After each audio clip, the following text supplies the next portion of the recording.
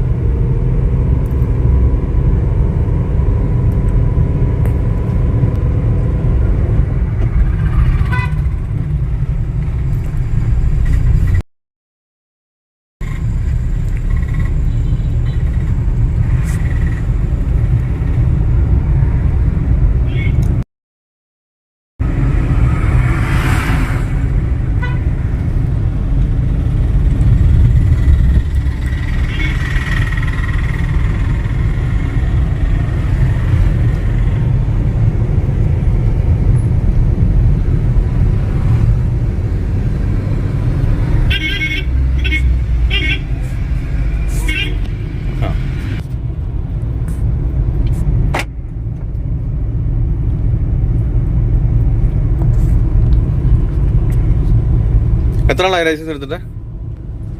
2007.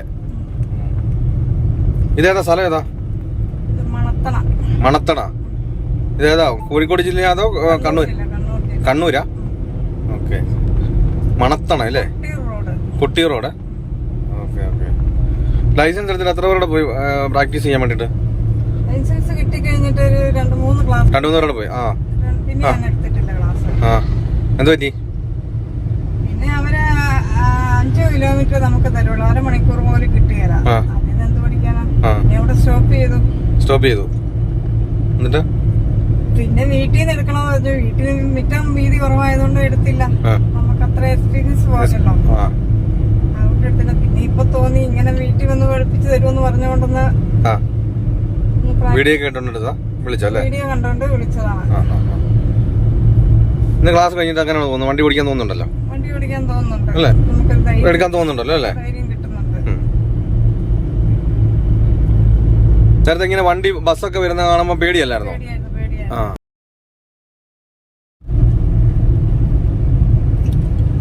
ഇപ്പൊ അവിടെ ബസ് കിടന്നപ്പോ പേടി തോന്നിയായിരുന്നോ?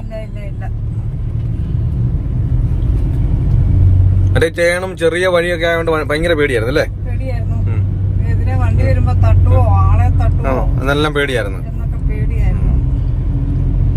ഇതേതാ ജംഗ്ഷൻ? മണത്തണ.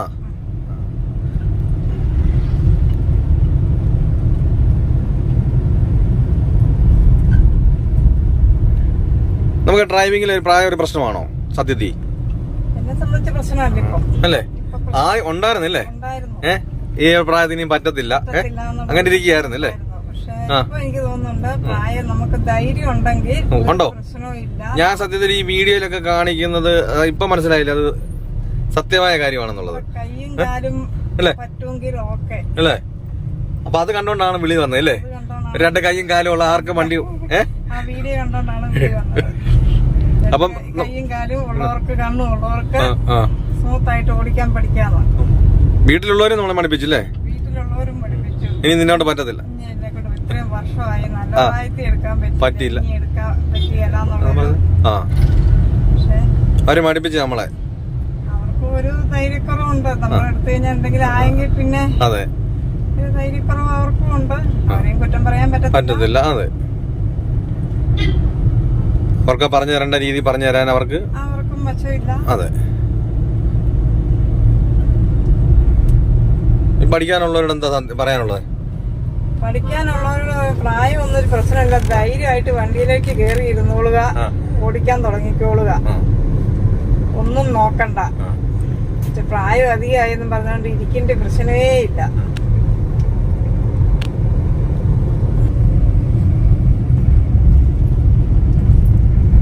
ഈ റോഡൊക്കെ എന്നോട് പറഞ്ഞു കൊടുത്തത് ഏതാ?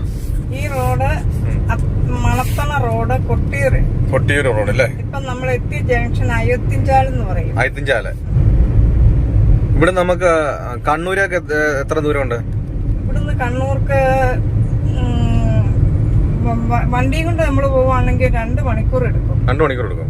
തലശ്ശേരിക്ക് നമുക്ക് 1.5 മണിക്കൂർ. തലശ്ശേരി ഇവിടെ 1.5 മണിക്കൂർ ഉണ്ടല്ലേ? തലശ്ശേരി നമുക്ക് എളുപ്പം. ഓക്കെ.